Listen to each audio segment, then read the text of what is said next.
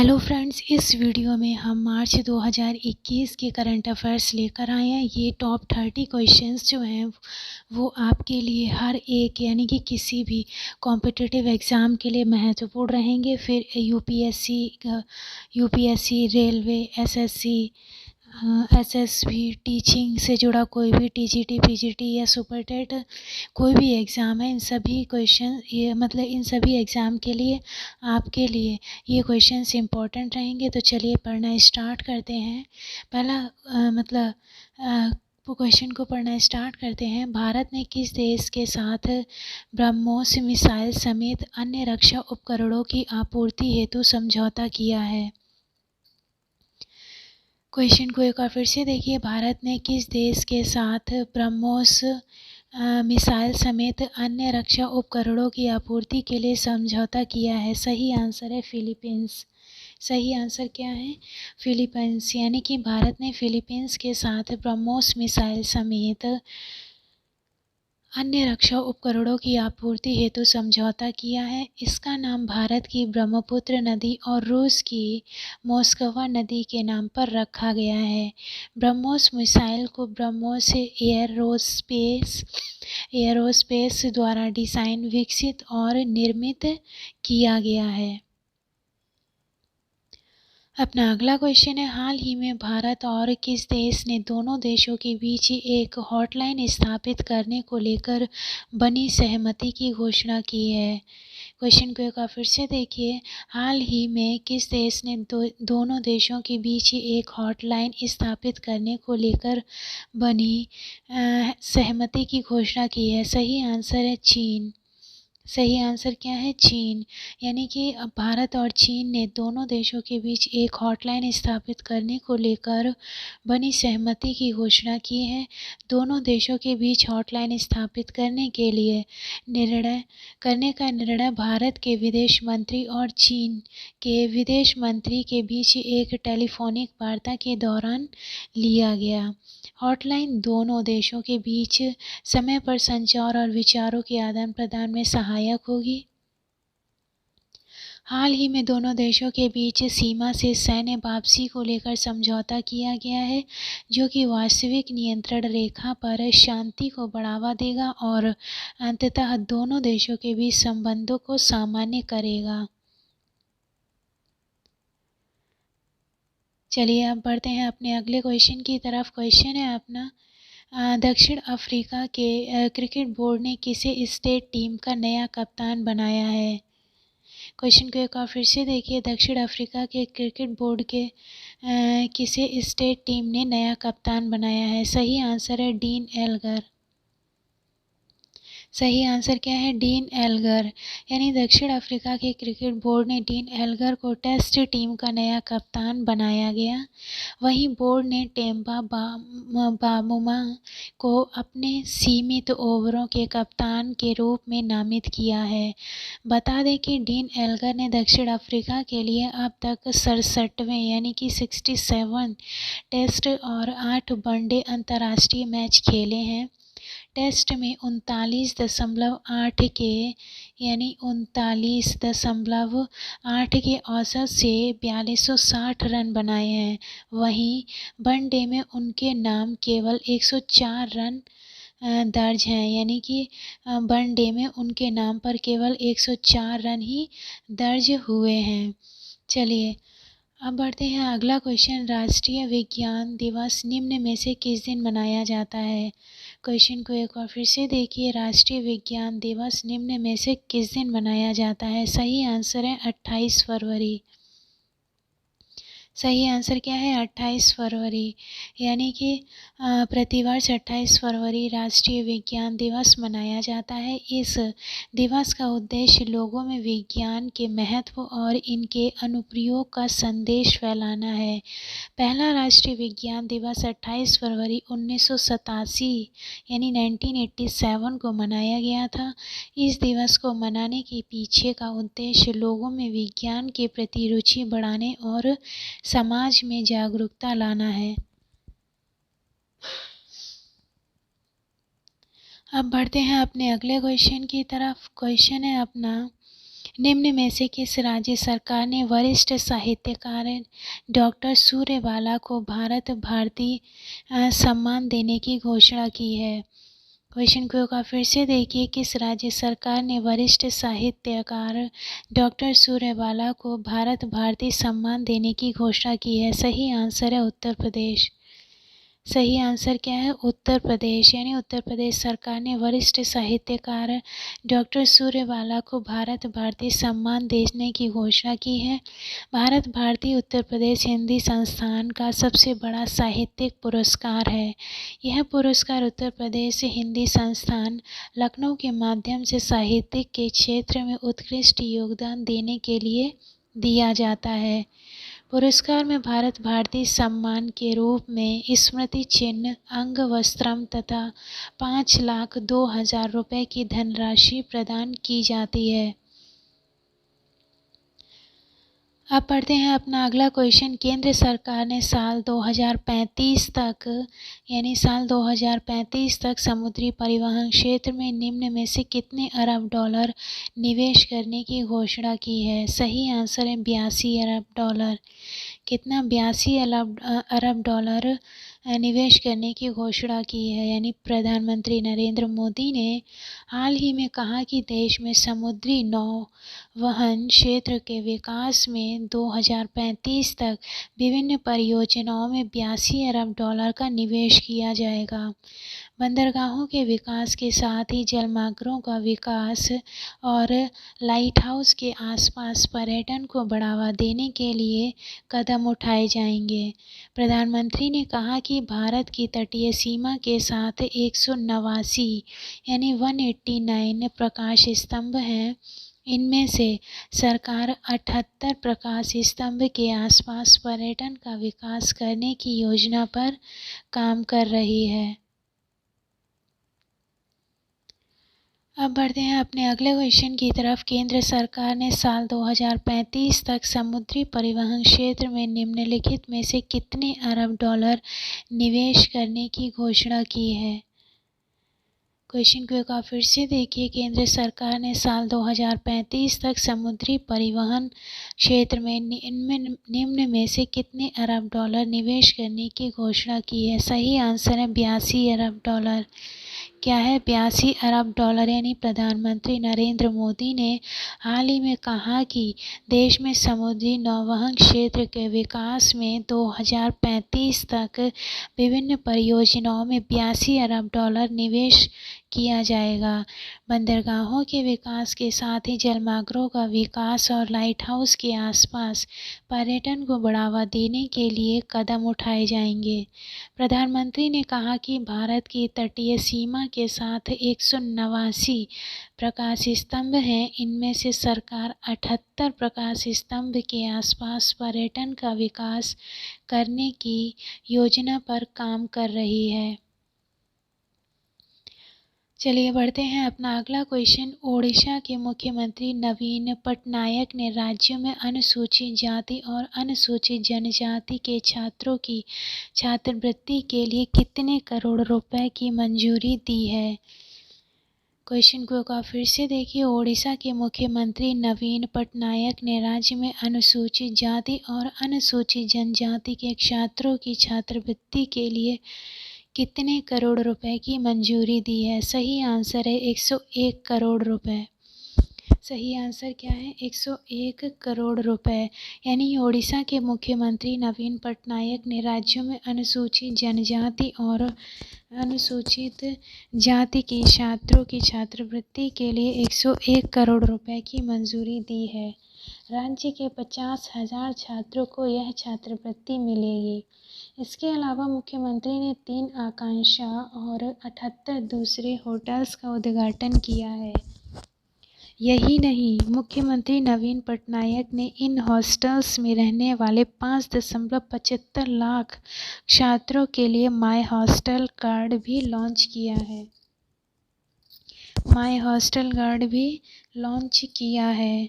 चलिए अब बढ़ते हैं अपने अगले क्वेश्चन की तरफ। क्वेश्चन है अपना, भारत और किस देश के शोधकर्ताओं ने झाड़ी मेंढकों की 5 नई प्रजातियों की खोज की है? क्वेश्चन को का फिर से देखिए, भारत और किस देश के शोधकर्ताओं ने झाड़ी मेंढकों की 5 नई प्रजातियों की घोषणा की है? सही आंसर है अमेरिका। सही आंसर क्या है? अमेरिका। यानी भारत और अमेरिका के शोधकर्ताओं ने झाड़ी मेंढकों की 5 नई प्रजातियों की खोज की है। मेंढक की इन प्रजातियों को पश्चिमी घाटों से खोजा गया है, जो विश्व स्तर पर मान्यता प्राप्त जैव विविधता हॉटस्पॉट हैं। मेंढकों की 5 प्रजातियां रैकोफेडिया परिवार से संबंधित हैं। ये खोज पश्चिम घाट में जीनस राउचेस्टर के झाड़ी मेंढकों पर लंबे व्यापक अध्ययन का हिस्सा भी हैं। अब बढ़ते हैं अपने अगले क्वेश्चन की तरफ। विश्व एनजीओ दिवस में से किस दिन मनाया जाता है? निम्न में से किस दिन मनाया जाता है? क्वेश्चन को का फिर से देखिए, एनजीओ दिवस किस दिन मनाया जाता है? सही आंसर है 27 फरवरी। सही आंसर क्या है? 27 फरवरी। यानी कि हर साल 27 फरवरी को विश्व स्तर पर विश्व एनजीओ दिवस के रूप में मनाया जाता है। विश्व एनजीओ दिवस का उद्देश्य लोगों को एनजीओ के अंदर और अधिक सक्रिय रूप से शामिल होने के लिए प्रेरित करना है और एनजीओ और सार्वजनिक और निजी क्षेत्र दोनों के बीच अधिक से अधिक सहजीवन को प्रोत्साहित करना है। 27 फरवरी 2014 को पहली बार विश्व एनजीओ दिवस मनाया गया था। ये सबसे पहले कब? 27 फरवरी 2014 को ये पहली बार दिवस मनाया गया था। अपना अगला क्वेश्चन है, चैंपियंस एंड वेटरन्स समिति का अध्यक्ष निम्न में से किसे नियुक्त किया गया है? क्वेश्चन को का फिर से देखिए, चैंपियंस एंड वेटरन्स समिति का अध्यक्ष निम्न में से किसे नियुक्त किया गया है? सही आंसर है MC मैरी कॉम। सही आंसर क्या है? MC मैरी कॉम। यानी कि 6 बार विश्व चैंपियनशिप MC मैरी कॉम को अंतर्राष्ट्रीय मुक्केबाजी संघ की चैंपियनशिप एंड वेटरन्स समिति का अध्यक्ष चुना गया। विश्व संस्था ने पिछले साल इस पैनल का गठन किया था। 2012 ओलंपिक कांस्य पदक विजेता मैरी कॉम को AIBA के निदेशकों के बोर्ड की वोटिंग के बाद इस पद के लिए चुना गया। यह स्टार मुक्केबाज कई मौक़ों पर विश्व संध्या की ब्रांड दूत रह चुकी हैं। ब्रांड दूत भी ये रह चुकी हैं। चलिए अब बढ़ते हैं अगले क्वेश्चन की तरफ। रूस और निम्न में से किस देश ने चंद्र अनुसंधान स्टेशन के लिए समझौता ज्ञापन पर हस्ताक्षर किए हैं? क्वेश्चन को का फिर से देखिए, रूस और निम्न में से किस देश ने चंद्र और अनुसंधान स्टेशन के लिए समझौता ज्ञापन पर हस्ताक्षर किए हैं? सही आंसर है चीन। सही आंसर क्या है? चीन। यानी रूस और चीन ने चंद्र अनुसंधान स्टेशन के लिए समझौता ज्ञापन पर हस्ताक्षर किए। अंतर्राष्ट्रीय विज्ञान स्टेशन अनुसंधान और प्रयोगात्मक सुविधाओं का एक परिसर होगा जो चंद्रमा की सतह पर या फिर इसकी कक्षा में बनाया जाएगा। इस परिसर का बहुउद्देशीय और बहुविषयक अनुसंधान कार्य करने के लिए निर्मित किया जाएगा। चीन और रूस इस परियोजना पर अंतर्राष्ट्रीय सहयोग को भी बढ़ावा देंगे।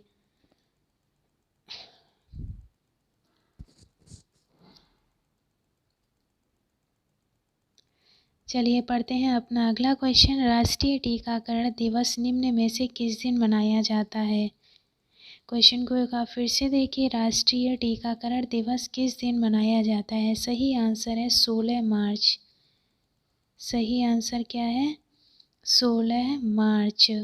यानी कि भारत में हर साल 16 मार्च राष्ट्रीय टीकाकरण दिवस के रूप में मनाया जाता है, जिसे नेशनल वैक्सीनेशन डे भी बोलते हैं। राष्ट्रीय टीकाकरण दिवस पहली बार 16 मार्च 1995 में मनाया गया था। इस दिन भारत में साल 1995 में मुंह के जरिए पोलियो वैक्सीन की पहली खुराक दी गई थी। भारत को पोलियो को जड़ से ख़त्म करने का अभियान पल्स पोलियो कैंपेन के जरिए सरकार द्वारा शुरू किया गया था। अपना अगला क्वेश्चन है, हाल ही में किस राज्य के नर्मदा जिले के केवड़िया में स्थित स्टैच्यू ऑफ यूनिटी को देखने आने वाले पर्यटकों की संख्या 50 लाख से अधिक हो चुकी है? क्वेश्चन को एक बार फिर से देखिए, किस राज्य के नर्मदा जिले के केवड़िया में स्थित स्टैच्यू ऑफ यूनिटी को देखने आने वाले पर्यटकों की संख्या 50 लाख से अधिक हो चुकी है? सही आंसर है गुजरात। सही आंसर क्या है? गुजरात। यानी कि गुजरात के नर्मदा ज़िले के केवड़िया में स्थित स्टैच्यू ऑफ यूनिटी को देखने आने वाले पर्यटकों की संख्या 50 लाख से अधिक हो चुकी है। स्टैच्यू ऑफ यूनिटी का निर्माण सरदार वल्लभ भाई पटेल के सम्मान में किया गया है। स्वतंत्र भारत में 560 रियासतों को एकजुट करने का श्रेय सरदार पटेल को दिया जाता है, इसलिए इस प्रतिमा का नाम स्टैच्यू ऑफ यूनिटी रखा गया है। अपना अगला क्वेश्चन है, उपभोक्ता मामले खाद्य एवं सार्वजनिक वितरण मंत्रालय ने प्रवासी मजदूरों की मदद हेतु किस ऐप को लॉन्च किया है? क्वेश्चन को एक बार फिर से देखिए, उपभोक्ता मामले खाद्य एवं सार्वजनिक वितरण मंत्रालय ने प्रवासी मजदूरों की मदद हेतु किस ऐप को लॉन्च किया है? मेरा राशन ऐप। सही आंसर है मेरा राशन ऐप। यानी सरकार ने प्रवासी मजदूरों की मदद के लिए राशन ऐप लॉन्च किया है। मेरा राशन ऐप भारत सरकार द्वारा शुरू की गई one nation one ration card योजना का ही हिस्सा है। इसे उपभोक्ता मामले खाद्य और सार्वजनिक वितरण मंत्रालय द्वारा लॉन्च किया गया है। इस ऐप के ज़रिए ऐसे मज़दूरों को काफ़ी मदद मिलेगी जो काम के सिलसिले में एक जगह से दूसरी जगह जाते रहते हैं।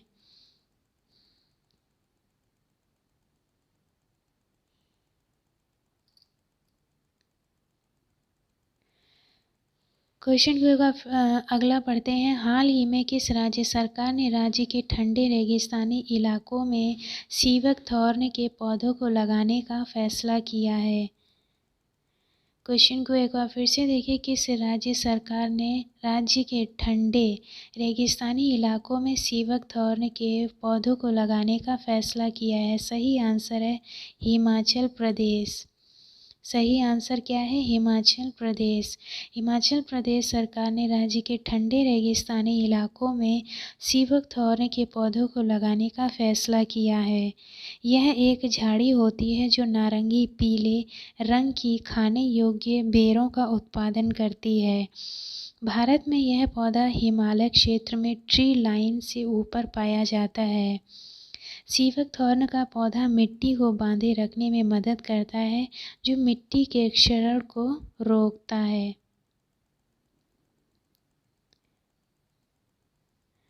अगला क्वेश्चन पढ़ते हैं, हाल ही में किस देश के प्रधानमंत्री मार्क रूटे ने चुनाव में लगातार चौथी बार जीत दर्ज की है? क्वेश्चन को एक बार फिर से देखिए, हाल ही में किस देश के प्रधानमंत्री मार्क रूटे ने चुनाव में लगातार चौथी बार जीत दर्ज की है? सही आंसर है नीदरलैंड। सही आंसर क्या है? नीदरलैंड। यानी नीदरलैंड में प्रधानमंत्री मार्क रूटे ने लगातार चौथी बार आम चुनावों में अपनी पार्टी को जीत दिलाई है। लॉकडाउन के बीच 17 मार्च 2021 को नई संसद को चुनने के लिए वोट डाले गए और रूटे की पार्टी सबसे बड़े दल के तौर पर उभर रही है। क्वेश्चन है अपना अगला, निम्न में से किस देश ने दुनिया का सबसे बड़ा तैरता हुआ सौर फॉर्म बनाने की घोषणा की है? क्वेश्चन को एक बार फिर से देखिए, निम्न में से किस देश ने दुनिया का सबसे बड़ा तैरता हुआ सौर फॉर्म बनाने की घोषणा की है? सही आंसर है सिंगापुर। सही आंसर क्या है? सिंगापुर। यानी सिंगापुर ने दुनिया का सबसे बड़ा तैरता हुआ सौर फॉर्म बनाने की घोषणा की है। सिंगापुर एशिया में सबसे बड़ी प्रति व्यक्ति कार्बन डाइऑक्साइड उत्सर्जकों में से एक है। यह अक्षय ऊर्जा को बढ़ावा देने के लिए दुनिया का सबसे बड़ा तैरता हुआ सौर फार्म का निर्माण कर रहा है। सिंगापुर सरकार 2025 तक सौर ऊर्जा के उपयोग को 4 गुना बढ़ाने का लक्ष्य लेकर चल रही है। 4 गुना बढ़ाने का लक्ष्य लेकर चल रही है। आगे क्वेश्चन देखते हैं। भारतीय क्रिकेट टीम के किस पूर्व कप्तान को भारतीय पेशेवर गोल्फ टूर के बोर्ड में सदस्य के रूप में शामिल किया गया? क्वेश्चन को फिर से देखते हैं। भारतीय क्रिकेट टीम के किस पूर्व कप्तान को भारतीय पेशेवर गोल्फ टूर के बोर्ड में सदस्य के किस रूप में शामिल किया गया? सही आंसर है कपिल देव। सही आंसर क्या है? कपिल देव। यानी भारतीय क्रिकेट टीम के पूर्व कप्तान और दिग्गज क्रिकेटर कपिल देव को भारतीय पेशेवर गोल्फ टूर के बोर्ड में सदस्य के रूप में शामिल किया गया। इस मौके पर 1983 विश्व कप में भारत की खिताबी जीत के दौरान टीम की अगुवाई करने वाले कपिल ने कहा कि वह देश में गोल्फ के विकास के लिए काम करेंगे। आगे क्वेश्चन पढ़ते हैं। विश्व क्षय रोग दिवस निम्न में से किस दिन मनाया जाता है? क्वेश्चन को एक बार फिर से देखते हैं। विश्व क्षय रोग दिवस किस दिन मनाया जाता है? सही आंसर है 24 मार्च। सही आंसर क्या है? 24 मार्च। यानी कि हर साल 24 मार्च को विश्व स्तर पर विश्व क्षय रोग दिवस मनाया जाता है। इस दिवस को उद्देश्य इस वैश्विक बीमारी के प्रति लोगों को जागरूक करना है और इसे ख़त्म करना है।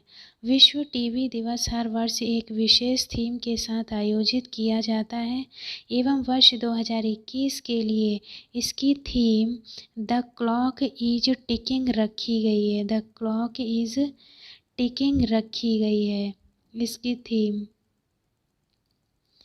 Okay, let's come to the next question. हाल ही में किसने ISSF वर्ल्ड कप में 25 मीटर पिस्टल स्पर्धा में स्वर्ण पदक जीत लिया है?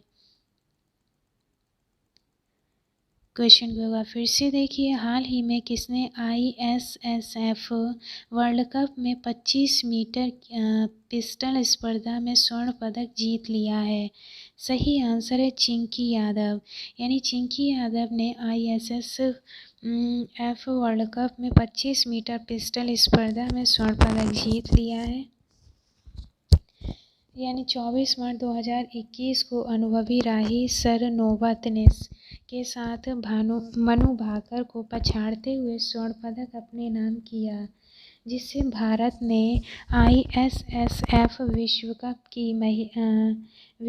की महिला 25 मीटर पिस्टल स्पर्धा में तीनों पदक जीत लिए हैं।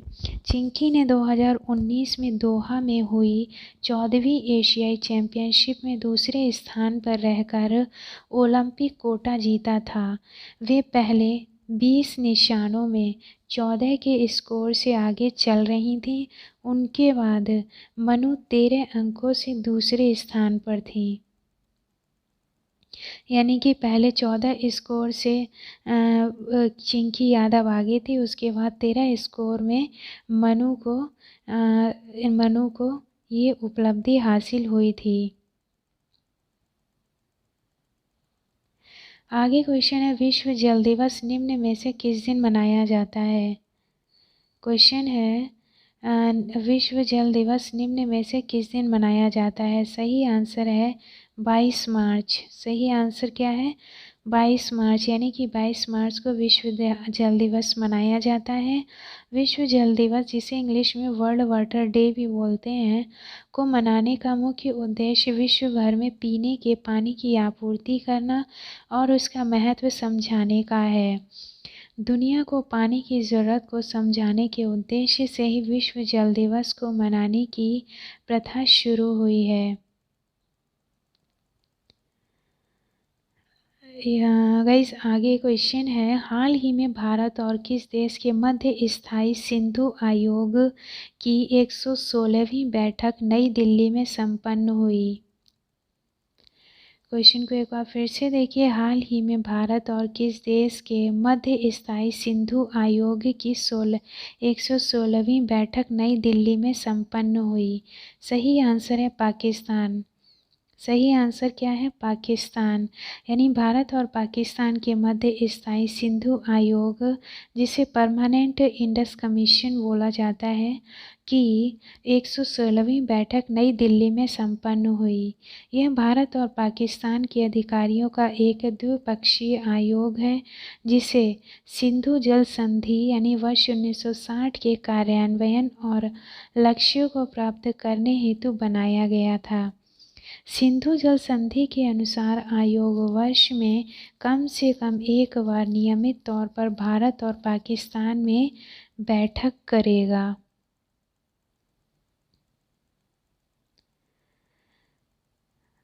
अगला क्वेश्चन है, 67वें नेशनल अवार्ड समारोह में निम्न में से किस फिल्म को सर्वश्रेष्ठ फिल्म के अवार्ड से सम्मानित किया गया? क्वेश्चन को एक बार फिर से देखिए, 67वें नेशनल अवार्ड समारोह में निम्न में से किस फिल्म को अवार्ड से सम्मानित किया गया? सही आंसर है छिछोरे। ये सुशांत सिंह की ये मूवी थी, काफ़ी मतलब सुपर डुपर हिट गई है। इस छिछोरे मूवी को ही 66 के बाद 67वें नंबर पर इस नेशनल अवार्ड से सम्मानित किया गया था। उसके बाद 2019 के लिए दिवंगत अभिनेता सुशांत सिंह राजपूत की फिल्म छिछोरे, जो कि अभी हमने बताया था, को बेस्ट हिंदी फिल्म का अवार्ड मिला है। नितेश तिवारी निर्देशित छिछोरे में सुशांत के साथ श्रद्धा कपूर, वरुण शर्मा, ताहिर राज भसीन ने मुख्य भूमिकाएं निभाई थीं। यह फिल्म 2019 में रिलीज़ हुई थी। यह फिल्म जीवन में कभी न हार मानने का संदेश मतलब देने के लिए बेहद मनोरंजक ढंग से वो प्रदर्शित की गई है। यानी कि ज़िंदगी में हमें कभी हार नहीं माननी चाहिए। इसी उद्देश्य को ये फिल्म पारित करती है। समस्याएं जो भी हों, हमें हर समस्या से लड़ना चाहिए। चलिए अब बढ़ते हैं अपने अगले क्वेश्चन की तरफ। विश्व रंगमंच दिवस निम्न में से किस दिन मनाया जाता है? क्वेश्चन को एक बार फिर से देखिए, विश्व रंगमंच दिवस वर्ल्ड थिएटर डे किस दिन मनाया जाता है? सही आंसर है 27 मार्च। सही आंसर क्या है? 27 मार्च। यानी कि 27 मार्च को ये रंगमंच दिवस मनाया जाता है। विश्व वर्ष 1961 में नेशनल थिएटर इंस्टीट्यूट ने इस दिन की स्थापना की थी। हर साल दुनिया भर में इस दिन राष्ट्रीय और अंतर्राष्ट्रीय थिएटर समारोह होते हैं। विश्व रंगमंच दिवस मनाने का उद्देश्य लोगों में थिएटर को लेकर जागरूकता लाना और थिएटर की अहमियत याद दिलाना है।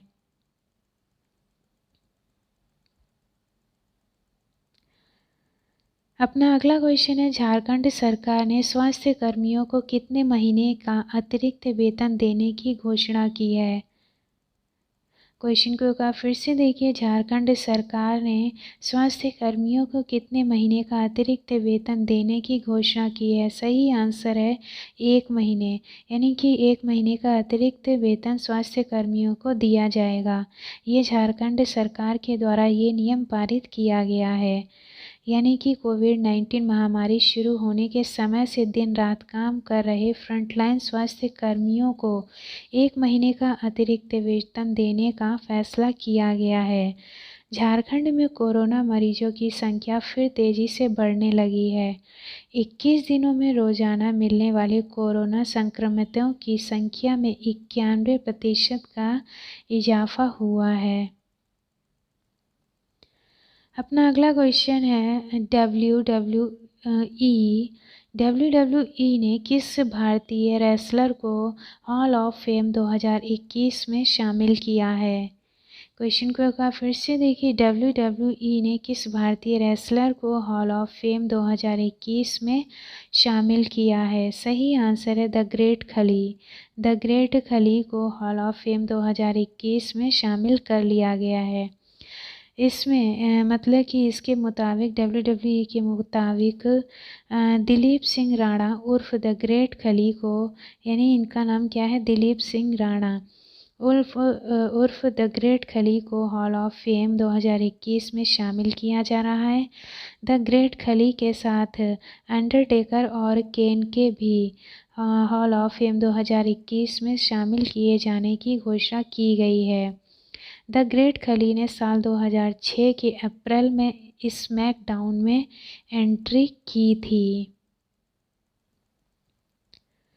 अपना अगला क्वेश्चन है, हाल ही में किस राज्य सरकार ने पीड़ित जानवरों को पशु स्वास्थ्य सेवा प्रदान करने हेतु भारत का पहला एम्बुलेंस नेटवर्क स्थापित करने की घोषणा की है?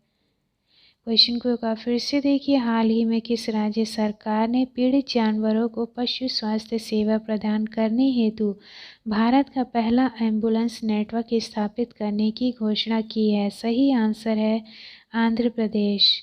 सही आंसर क्या है? आंध्र प्रदेश। यानी आंध्र प्रदेश ने पीड़ित जानवरों को पशु स्वास्थ्य सेवा प्रदान करने के लिए भारत का पहला एम्बुलेंस नेटवर्क स्थापित करने की घोषणा की है। आंध्र प्रदेश सरकार काफ़ी समय से जानवरों की मदद के लिए नए नए स्टेप्स लेती आई है। इस प्लान के तहत राज्य में कुल 175 मोबाइल एम्बुलेंस शुरू करने की तैयारी की गई है। इमरजेंसी केस में एम्बुलेंस में रखे किट से ऑन द स्पॉट जानवरों का इलाज किया जाएगा।